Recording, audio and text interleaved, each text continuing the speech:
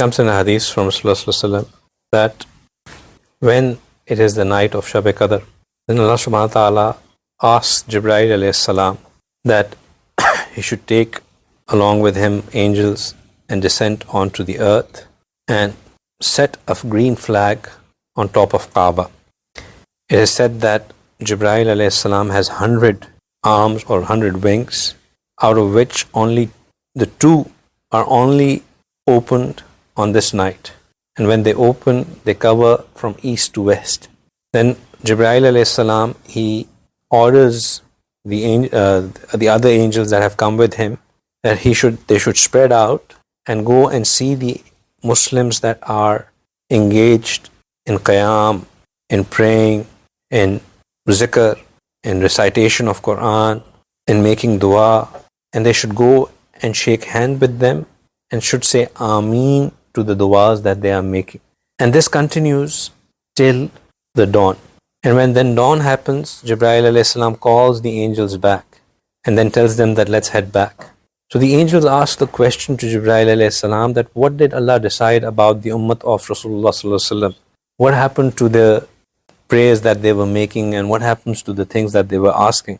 So Jibreel Amin, he says that Allah subhanahu wa ta'ala paid attention to them and fulfilled all their desires except for 4 people. So the asks of all the people were fulfilled except for 4 types of people. Who are the 4 types of people? The Sahaba asked, who are deprived. He said, number 1, the person who is addicted to alcohol. Second, the person who is disobedient to his parents. Third, a person who cuts his family ties. And fourth, a person who has ill feelings for others in his heart.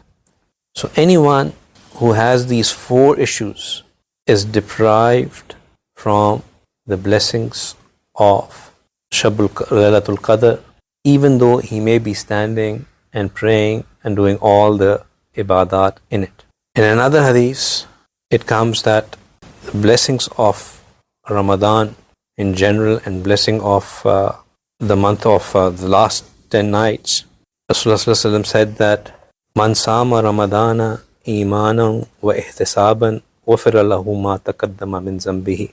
That the person who fasted in the state of iman and with the hope of forgiveness, Allah subhanahu wa ta'ala forgives all his previous sins. And then وَمَنْ قَامَ إِيمَانًا وَإِحْتِسَابًا, and the one who stood at night in the state of iman and with the hope of forgiveness, مَا غُفِرَ لَهُ مَا تَقَدَّمَ مِنْ ذَنْبِهِ, Allah subhanahu wa ta'ala forgives his previous sins. And likewise, وَمَنْ قَامَ لَيْلَةَ الْقَدْرِ, the one who stands in prayers in Laylatul Qadr, إِيمَانًا وَإِحْتِسَابًا, in the state of iman and with the hope of forgiveness, غُفِرَ لَهُ مَا تَقَدَّمَ مِنْ ذَنْبِهِ. This is such a blessed night that Allah subhanahu wa ta'ala forgives all the previous sins in this night. This night, as we heard in the very first hadith of Sayyidina Salman, where he was narrating the wa'z, the advice or the sermon that Rasulullah gave, he mentioned that in this month there is a night which is more meritorious in its reward than 80 years of worship or 1,000 months of worship. So in one night we can get the reward more than the average lifespan of this ummah.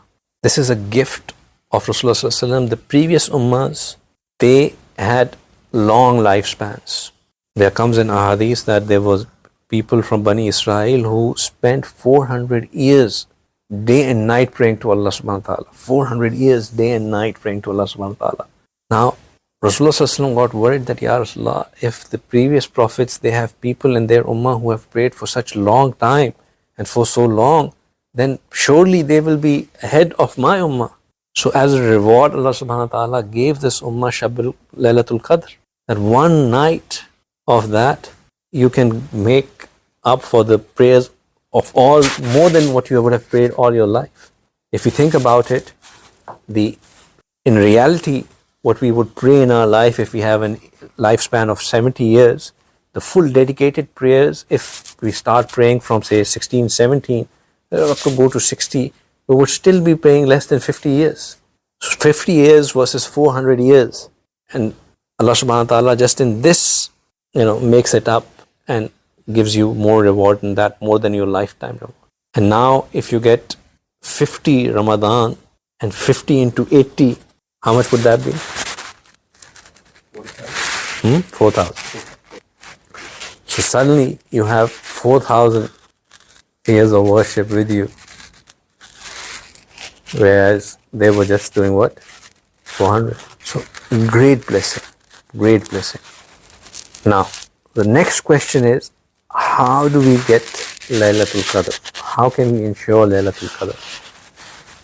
So as a sub-part to the first action was, let's try to find Laylatul Qadr in these last 10 nights. Laylatul Qadr, there is difference of opinion as to when exactly does it happen. The most dominant opinion is that it happens in the last 10 nights of Ramadan, and in those last 10 nights, the odd nights of Ramadan. The odd nights in the last 10 days of Ramadan. So 21st, 23rd, 25th, 27th, 29th. These are the nights of Ramadan where you will get Laylatul Qadr.